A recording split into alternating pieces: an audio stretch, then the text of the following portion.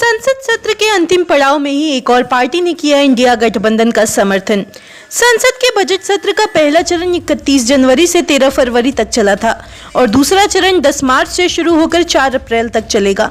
यानी संसद में बजट का यह दूसरा सत्र अपने अंतिम चरण में पहुंच चुका है। इस बीच सड़क से संसद तक दक्षिण राज्यों में काफी समय से 3 भाषा नीति और परिसीमन के मुद्दे को लेकर गर्मागर्मी का माहौल बना हुआ है।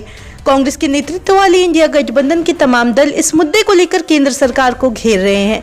अब साउथ एक्टर विजय की अगुवाई वाली पार्टी तमिलगा वेत्री कज्जगम यानी टीवीके ने भी इन मुद्दों पर केंद्र की मोदी सरकार के खिलाफ मोर्चा खोल दिया है।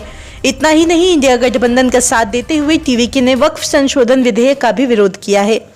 दरअसल 3 भाषा नीति और परिसीमन के मुद्दे पर साउथ एक्टर विजय की अगुवाई वाली पार्टी तमिलगा वेत्री कज्जगम यानी टीवीके ने विरोध जताते हुए कहा है कि पार्टी 2 भाषा नीति के प्रति समर्पित रहेगी, लेकिन 3 भाषा नीति का सहयोग कभी नहीं करेगी, क्योंकि यह नीति संघवाद की भावना के खिलाफ है। पार्टी कभी भी भाषा को इस तरह से थोपे जाने का समर्थन नहीं करेगी। बता दें, परिसीमन के मुद्दे पर भी पार्टी ने कहा कि प्रस्तावित परिसीमन जरूरी नहीं है, क्योंकि इससे दक्षिण राज्यों में लोकसभा की सीटें घट सकती हैं। पार्टी ने एक रिपोर्ट का हवाला देते हुए कहा कि परिसीमन की वजह से उत्तरी राज्यों के लिए सीटों की संख्या बढ़ जाएगी, इसलिए पार्टी ने केंद्र से परिसीमन को वापस लेने की मांग की है।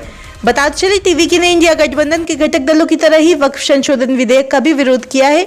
इस मुद्दे को लेकर पार्टी ने कल बैठक की, जिसमें उन्होंने वक्फ विधेयक वापस लेने पर सहमति जताई है। पार्टी ने तय किया है कि वे केंद्र सरकार से वक्फ संशोधन विधेयक को वापस लेने की अपील करेंगे, क्योंकि पार्टी का कहना है कि विधेयक मुसलमानों के अधिकारों को छीन लेगा।